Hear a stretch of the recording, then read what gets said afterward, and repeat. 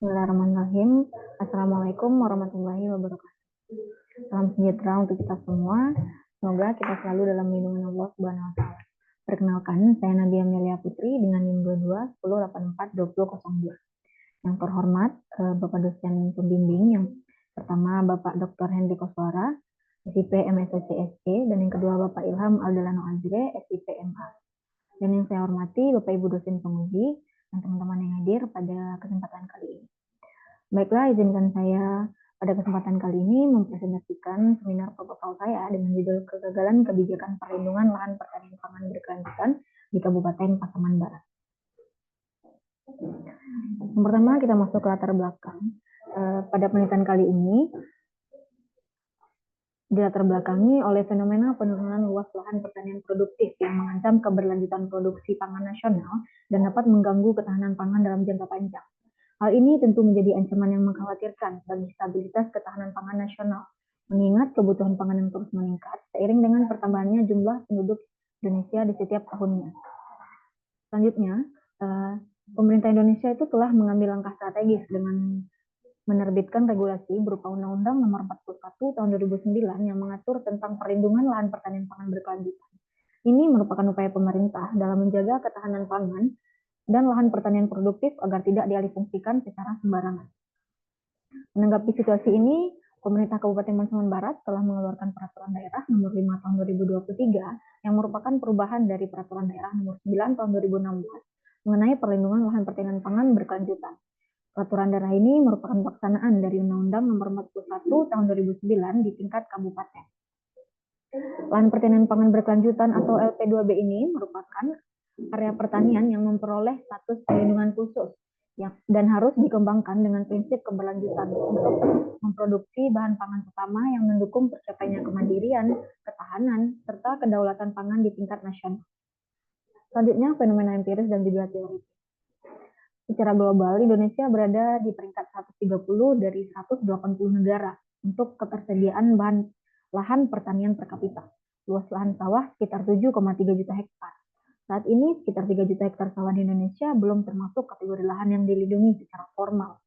Jika perlindungan tidak kuat, konversi sawah bisa terjadi dengan cepat. Meskipun Undang-Undang Nomor 41 Tahun 2009 tentang LP2B sudah ada, implementasinya di tingkat daerah itu masih lemah. Selanjutnya itu terjadi penurunan produksi nasional terhadap gabah kering giling, yaitu turun sekitar 838.266 ton pada tahun 2023 hingga tahun 2024. Ini adalah akibat dari berkurangnya luas lahan panen, yang turun dari 10,21 juta hektar pada tahun 2023 menjadi 10,4 juta hektar pada tahun 2024. Meskipun sudah ada regulasi tentang LP2B, yaitu ada Undang-Undang Nomor 41 Tahun 2009 dan juga Perda Nomor 5 Tahun 2023 di Kabupaten Pasaman Barat, luas sawah ini masih terus menurun di Kabupaten Pasaman Barat. Selanjutnya, pada tahun 2024, luas lahan sawah yang sesuai dengan LP2B terbaru itu sekitar 7.804 hektar. Sementara luas lahan pertanian pangan berkelanjutan yang diusulkan adalah sekitar 9.390 hektar. Ini mengindikasikan bahwa target yang ditetapkan dalam kebijakan tersebut tidak tercapai. Padahal lahan pertanian pangan berkelanjutan ini masuk ke dalam program prioritas dalam RPJMD Kabupaten Pasaman Barat. Selanjutnya, dari data dari tabel luas penggunaan lahan kabupaten di Kabupaten Pasaman Barat tahun 2016 sampai tahun 2024 dapat dilihat bahwa dalam rentang waktu 2016 sampai 2024 luas lahan sawah di Kabupaten Pasaman Barat mengalami penurunan sebesar 4.232 hektar. Ini mengindikasikan bahwa kebijakan tersebut telah ditetapkan belum mampu untuk menahan konversi lahan tersebut. Lalu, rumusan masalahnya adalah apa penyebab kegagalan kebijakan perlindungan lahan pertanian pangan berkelanjutan di Kabupaten Pasaman Barat. Selanjutnya itu tujuan penelitian, yaitu untuk mengetahui dan menganalisis penyebab kegagalan kebijakan perlindungan lahan pertanian pangan berkelanjutan di Kabupaten Pasaman Barat. Manfaat teoritisnya ialah diharapkan mampu memberikan kontribusi terhadap perkembangan ilmu administrasi pabrik, terutama dalam fokus kajian kebijakan pabrik. Dan manfaat praktisnya adalah memberikan kontribusi dari penelitian yang peneliti lakukan terkait dengan kebijakan perlindungan lahan pertanian pangan di Kabupaten Pasaman Barat. Selanjutnya, tinjauan pustaka. Itu yang pertama adalah studi penelitian yang relevan. Peneliti mengambil beberapa penelitian yang relevan. Pertama ialah dari Putri Biostari 2024 dengan judul Implementasi Peraturan Pemerintah Nomor 1 Tahun 2011 tentang penetapan dan alih fungsi lahan pertanian pangan berkelanjutan di Kabupaten Kuantan Senggigi. Selanjutnya dari Citra Ayu Sonia Gandhi 2021 yang berjudul Implementasi Strategi Perlindungan Lahan Pertanian Pangan Berkelanjutan di Kabupaten Gresik. Dan yang ketiga ada Ahmad Syawal 2021 itu berjudul Implementasi Kebijakan Perlindungan Lahan Pertanian Pangan Berkelanjutan di Kota Makassar. Yang selanjutnya adalah dengan penelitian dengan fokus kegagalan, yaitu dari Husnul Bashriya 2025 dengan judul Kegagalan Kebijakan Pengendalian Penggunaan Kantong Belanja Plastik pada Pusat Perbelanjaan Kota Padang, Studi Perwako nomor 36 tahun 2018 tentang pengendalian penggunaan sampah plastik. Dan yang terakhir dari Fitri Azizah 2024 dengan judul Kegagalan Kebijakan Sistem Zonasi di Provinsi Sumatera Barat. Selanjutnya teori penelitian. Penelitian ini menggunakan teori kegagalan kebijakan dari Bob Hudson karena teori ini berfokus pada kesenjangan implementasi atau policy implementation gap sebagai sumber utama kegagalan kebijakan. Bob Hudson mengemukakan bahwa ada 4 penyebab utama terjadinya kegagalan kebijakan. Yang pertama ada harapan yang terlalu optimis, yang kedua implementasi dalam pemerintahan yang tersebar, yang ketiga ada pembuat kebijakan kolaboratif yang tidak memadai, serta yang terakhir ada keanehan siklus politik. Selanjutnya ada skema pemikiran seperti yang bisa kita lihat pada gambar. Dan selanjutnya definisi operasional.